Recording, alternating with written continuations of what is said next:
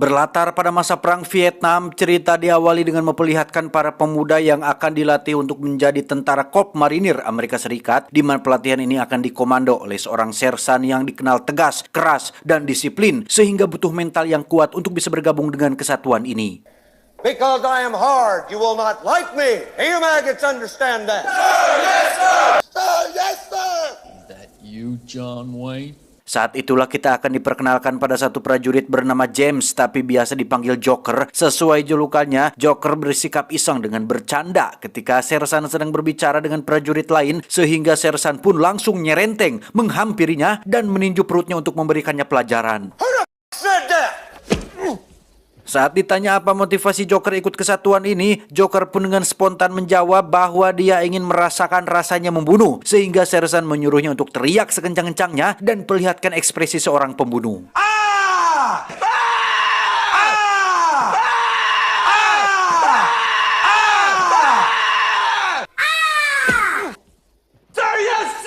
Dari sekian banyak calon prajurit, ada satu pemuda bernama Leonard yang bersikap cungah-cangeh alias senyum-senyum sendiri, nampak seperti menyepelekan dan merendahkan sersan, padahal tidak bermaksud seperti itu, sehingga sersan menyuruhnya untuk balem dan hilangkan senyuman itu dari wajahnya. 1, 2, 3. Sir, I can't help it. Dan ya, Leonard ternyata adalah seorang pemuda yang mohon maaf bisa dibilang memiliki kecerdasan yang rendah, atau dalam bahasa ilmiahnya biasa disebut dengan geblah-gebloh atau boloho. Namun sersan yang punya banyak pengalaman dalam menghadapi orang random tentu sudah punya cara tersendiri untuk mengatasinya. Salah satunya adalah dengan mencekik leher prajurit tersebut sampai hampir kehabisan nafas.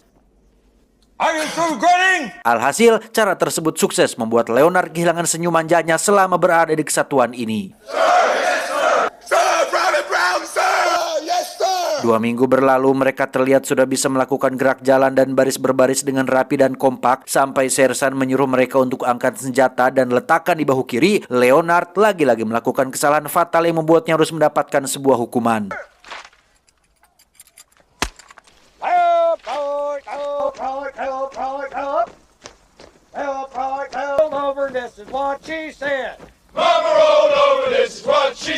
Malam harinya sersan memberitahu tentang senjata yang ada di tangan mereka adalah senjata yang harus dijaga dengan baik. Anggap seperti ayang beb sendiri yang setiap detik dan setiap menit selalu kepikiran. Mereka lantas tidur di atas ranjang sambil mengucapkan janji untuk selalu menjaga dan merawat senjata mereka masing-masing. Beberapa hari berlalu, para kandidat pun memasuki tahap pelatihan fisik yang di sini Leonard kembali menunjukkan kelemahan dan kemelehoyannya ketika fisiknya belum siap ditempa dengan pelatihan keras seperti para prajurit yang lain. Pull! Pull, pile, pull! Miracles your ass up there by now. What up and over? Move it, move it, move it! Alhasil, siapa yang direpotkan? Tentu saja adalah teman-teman seperjuangan Leonard yang dengan begitu solidnya membantu dan mendampingi Leonard untuk bisa menyelesaikan setiap tahap pelatihan fisik ini. Quickly! Move it up! Hustle it up! Quickly, quickly, quickly! Sebagai orang yang ditunjuk sebagai komandan squad, Joker bertanggung jawab atas semua rekan-rekannya yang lambat dalam belajar, yang sudah tidak perlu ditanyakan lagi. Leonard adalah satu-satunya prajurit boloho yang mendapat treatment khusus, sehingga Joker harus berulang-ulang kali menjelaskan dan mempraktekkan apa saja kewajiban mereka di barak pelatihan ini. Left one over the right. Make a 4-inch fold.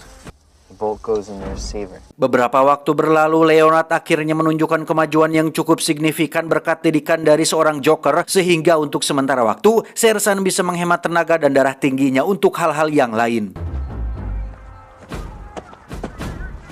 Suatu malam, sersan melakukan inspeksi mendadak untuk melihat kedisiplinan para prajuritnya, di mana untuk kesekian kalinya Leonard melakukan kelalaian dengan lupa mengunci latih pribadinya. Tetapi bukan itu kejutannya, karena sersan menemukan sesuatu yang sangat-sangat dilarang di barak ini, yaitu seonggok donat jelly yang Leonard ambil dari aula, yang karena sudah capek dengan sanksi yang sama, sersan pun memiliki ide lain agar Leonard mikir, yakni dengan akan menghukum semua teman-temannya apabila setiap kali Leonard melakukan kesalahan. 1, 2, 3, 4, Mereka semua yang awalnya simpati kepada Leonard pun lama-lama menjadi jengkel sendiri, sehingga semua orang kompak untuk memberi pelajaran kepada Leonard dengan cara memasukkan batang sabun ke dalam handuk dan memukuli Leonard beramai-ramai.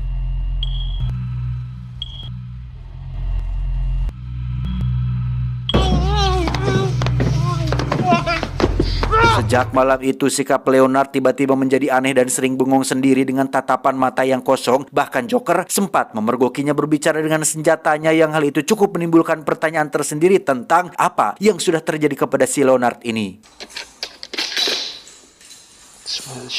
Sisi baiknya, Leonard benar-benar sudah berubah menjadi sosok prajurit yang disiplin, bahkan mampu melewati tes menembak dengan baik, hingga mereka semua resmi ditetapkan sebagai para prajurit yang sudah siap untuk terjun ke medan perang. I just want my M14. Today, you are Marines. Living, ladies. Kill, kill, kill. You'll all be able to do the same thing. Suatu malam ketika semua orang sudah tidur, Joker benar-benar terkejut oleh sosok Leonard yang sedang duduk sendirian di toilet sambil memegangi senjata miliknya, di mana dia tiba-tiba berteriak sambil melakukan gerakan disiplin hingga membuat semua orang bangun dari tidurnya. Ketika Sersan datang, Leonard terlihat menunjukkan raut wajah yang semakin menggila, di mana Bapak Sersan tak memperdulikan hal itu dan tetap dengan ketegasannya menyuruh Leonard untuk turunkan senjata dan kembali ke tempat tidur. Tapi tiba-tiba, Go easy, man.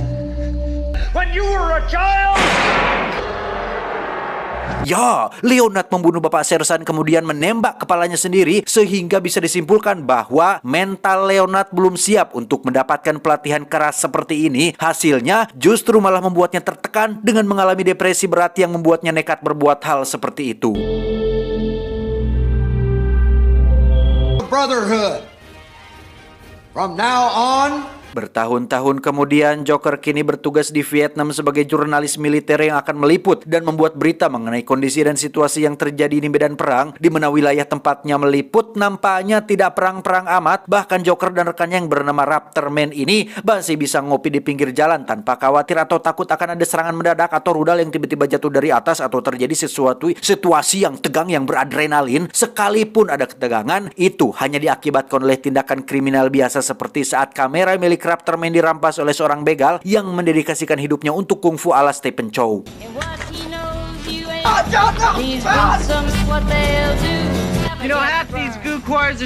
Joker dan Raptorman pun kembali ke markas untuk mengikuti rapat bersama atasannya, yang di situ beliau atasannya menyuruh Joker untuk membuat sebuah berita yang dramatis agar seluruh dunia yang membaca berita tersebut menganggap bahwa di Vietnam sedang terjadi gonjang-ganjing perang yang luar biasa hebatnya, penderitaan yang tidak ada henti-hentinya, pertumbuhan darah yang seolah terjadi hampir setiap hari, sehingga kedatangan Amerika ke sana menjadi atau seolah menjadi ada gunanya bak pahlawan yang datang untuk membantu.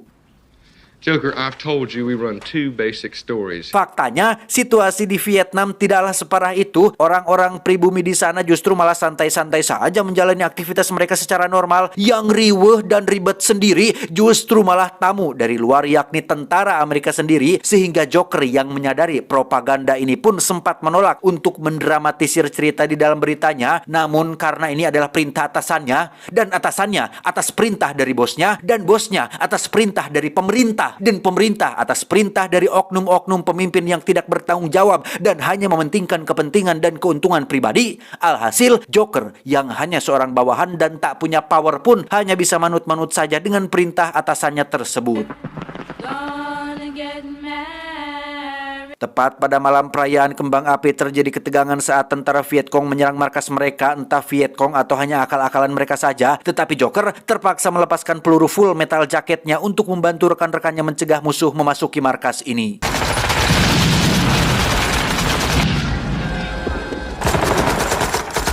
Keesokannya, sang atasan langsung menginformasikan bahwasannya situasi sudah semakin memburuk. Vietcong yang dianggap sebagai para pemberontak pun katanya sudah menguasai beberapa wilayah mereka, sehingga Joker dan Raptorman dikirim menuju baris depan peperangan demi meliputi situasi dan kondisi di sana, yang apabila mereka berdua tidak menemukan kekejaman sesuai yang diinginkan, maka bolehlah mengaranglah, dramatisirlah, tambah-tambahinlah beritanya supaya ceritanya bisa lebih menarik dan selalu FYP di seluruh dunia. Button. How's it gonna look if you get killed where? Joker dan Raptorman pun berangkat menggunakan helikopter, yang di sini mereka langsung berkenalan dengan teman baru yang bernama Durgunner, yang sangat sangat anjing sekali dan sangat tidak manusiawi sekali ketika dia dengan begitu enaknya menembaki para petani wanita dan anak-anak yang bahkan tidak ikut terlibat dalam peperangan yang terjadi. Astagfirullahaladzim.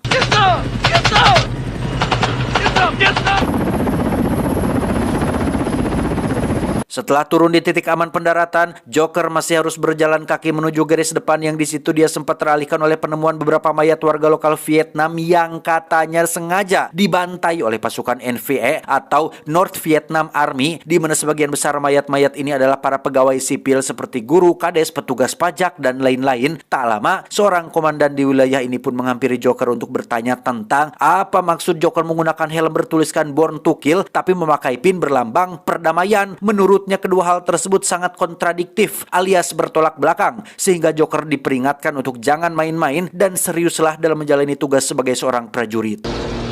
Sir!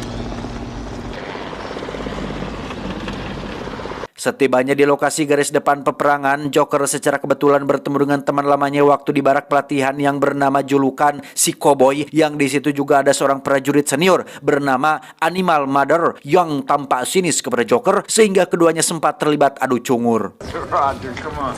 Sit down. Come on, you guys. Faktanya, situasi ini medan perang tidaklah serius-serius amat dan tegang-tegang amat karena pada kenyataannya mereka masih bisa santai dalam waktu-waktu tertentu, seperti salah satu prajurit yang sengaja meletakkan jasad seorang Vietcong yang sudah berhasil dibunuhnya. These are great days we're living, bro. Keesokannya mereka mulai melakukan perluasan wilayah untuk menekan kelompok Vietcong, di mana Durgunner nampaknya harus menerima azab Tuhan saat dia dengan sombongnya berjalan di posisi paling depan, sehingga ketika ada serangan dadakan, Durgunner lah orang pertama yang mati dalam insiden ini.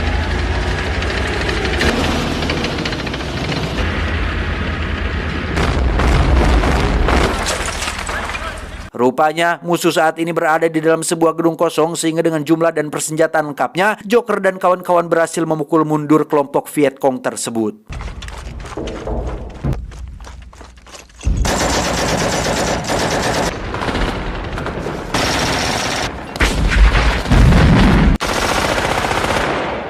Berhasil dengan aksi barusan, mereka pun mendapat kesempatan untuk diliput langsung oleh kru TV yang di situ mereka semua menceritakan pengalaman masing-masing selama berada di medan perang, yang kebanyakan dari mereka mengklaim bahwa keterlibatan tentara Amerika di sini tidak lebih dari hanya ingin membantu Vietnam mengalahkan para pemberontak, yang jikalaupun ada korban sampingan seperti wanita, anak-anak, dan warga sipil tak berdosa, mereka mengaku itu dilakukan tanpa sengaja akibat tekanan mental yang mereka hadapi selama berada di medan perang ini.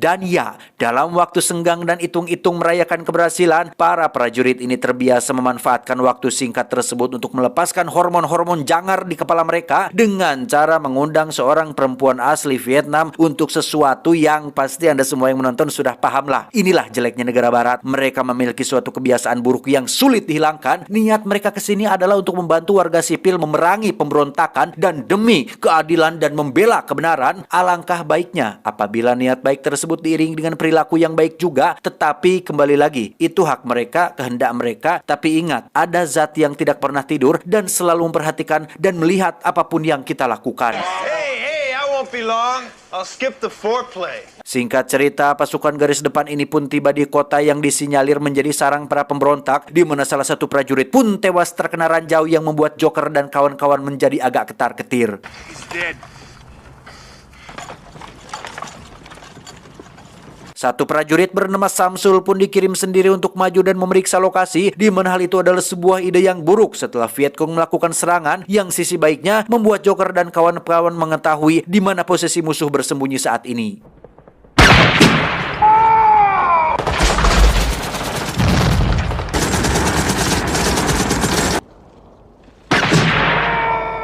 Dan ya, melihat kawan-kawannya mati, Animal Mother sang brutal pun maju sendirian dengan senjata beratnya, di mana aksi tersebut memberikan kesempatan untuk yang lain bisa maju dan merangsak masuk ke gedung tempat musuh bersembunyi.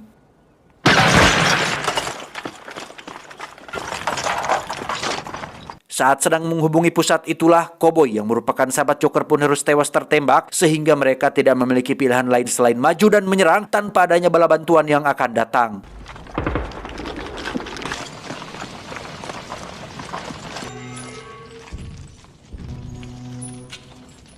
Joker yang sudah masuk ke dalam gedung pun mendapat peluang untuk menembak seorang Vietcong yang sedang sendirian. Namun karena Joker memiliki rasa simpati lebih tinggi daripada yang lain, dia malah diserang duluan meski akhirnya si Vietcong ini berhasil dilumpuhkan oleh prajurit yang lain.